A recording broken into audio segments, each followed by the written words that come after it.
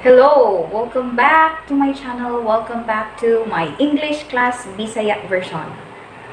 Daghan kayong salamat sa mga ningtan-aw no, manghinaot lang ko. Mura gid akong panghinaot kanunay as always, as usual. Hinaot ko nga naamoy nakuha sa ato ang ginagmay na pag-share sa mga lessons. Kani zero conditional mao ni ato ang hisgutan karon. Unsa man ning zero conditional? Ano zero man na siya, ma'am? Okay? So na ako yung video nga, diba, naghisgot na tayo, may other video, naghisgot ta og unsa ning conditional nga sentence. Okay? So, kung atong usbon, ug balik, ang conditional sentence na siya nga naay kondisyon. Naay kondisyon nga gibutang. So, maghisgot ta karon og zero. Nganong zero man? Nganong zero ang ato ang conditional karon? Unsa man ni siya about? So, this is about ang zero conditional, usahay, tawgon ko ni siya og i-consider ni siya og logical nga conditional. Nganong logical man? Logical tungod kay maghisgot ni siya og general truth, kamatuoran.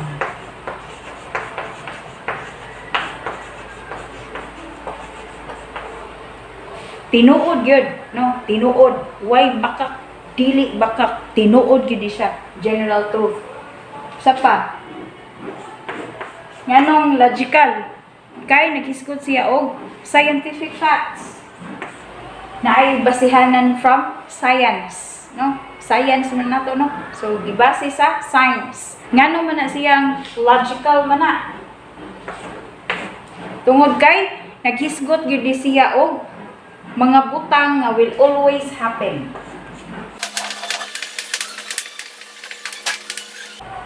Okay. Atong hisgutan ang mga butang nga kanunay gyud mahitabo under certain condition. So naay certain nga condition, dili lang kay walay condition, conditional sentence kaya atong gisgutan. So naa gyud siya kanunay nga condition, naa siya certain nga condition nga imong gihatag. Pero again, kanunay gyud ni always happen. Kanunay mahitabo. So, imposibleng dili mahitabo.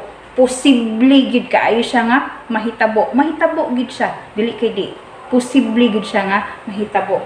Things that always happen. Basta, under certain conditions lang. So, unsa nanong logical po ni siya? Tungod kay always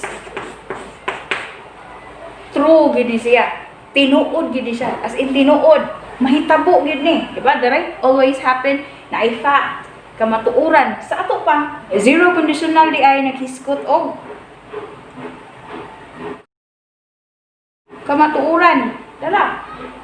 Tinuod siya. Dili siya pwedeng dili tinuod. Tinuod gyud ang zero conditional. So ang zero conditional is also called or referred to as the present conditional. Nganong present conditional man? Tungod kay it uses present tense. Okay? Ang gigamit ani niya is present tense. Present tense sa if clause o present tense pud sa result clause. So, if ang structure ani kung gama ta og zero conditional nga sentence, ang atong buhaton is natay if plus the present tense nga katong sa atong if clause, no? Sa present tense clause. Mo ni siya ato ang if clause, the whole if clause. Then, kanang ato ang present tense nga if clause, dungagan pa gid nato og present tense nga result clause. So, ang mahitabo is a zero conditional.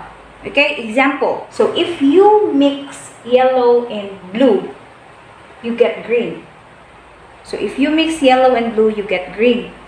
So, kung ato na minisayon, kung imong sagulon ang color nga yellow o blue, makakuha ka og color green. Color nga green. Nadanay nga. Okay. Anyway, color green. So, unsa man atay ang ato ang gigamit is present tense. Present. 'Di ba? Present tense sa if clause. Mo man ning ato ang if clause, 'di ba? Kani hangtod dire sa blue. Mo ni ato ang if clause. Nya kani mo ni ang ato ang result clause, 'di ba? Mo ni atong resulta. Tungod kay ang atong kondisyon, unsa gani atong kondisyon at kung atong sagulon ang yellow ug ang blue. mo na atong kondisyon, mo na ato ang gibuhat. So ang himong resulta makakuha ta og color nga green, diba? Ato mang sagulon. So ato ang again, ang ato ang if clause, ang ato ang sa ganito antecedent o consequent, diba? So ang ato ang antecedent, ang atong unang buhaton, ang ato ang kondisyon, atong sagulon ang colors nga yellow o blue. So ang resulta na green gyud. Green di. Green no. So yellow o blue ang mahitabo gyud na is green. Tinuod di. Tinuod. Same thing kung moingon ka. Kung imong painiton ang tubig up to 100 degrees Celsius. So unsa mahitabo? Bubukal ang tubig. You see? So if you heat water to 100 degrees, it boils. If you heat and then it boils. Again, first, present tense ang gigamit sa sentence. So, conditional sentence, again, so ganito ganina, gamit og present tense sa if clause o present tense for sa result clause. Sayon ra di. O, tinuod ni di. Naibasihan wa. Na ano? Bisag asa din siguro ka. Scientifically, no? Explanation sa science. Kung imog yung sagulon ang yellow o blue, makakuha siya green. Ato ang arts. Di ba mo nagitudlo? Bisa pag imong suwayan, mag-mix kag crayons or anything. Pintal, makakuha ka og green. Okay? So, mauna to siya. Nahuman na ta. So, we are done with our zero conditional.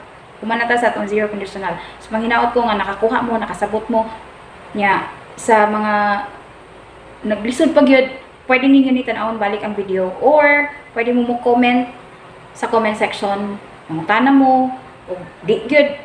Pwede ko ninyo kontakon personally. My details again are on your modules. Ayaw ka balaka, ayaw ka, oh, feel free. Mo na ako ang role as your teacher. And sa mga ganahan, no, pwede ko ninyo subaybayan, pwede ko ninyo sundon. Don't forget to subscribe and then you tick the bell button para every time na ako ibag nga video, makabalo mo. So again, thank you very much.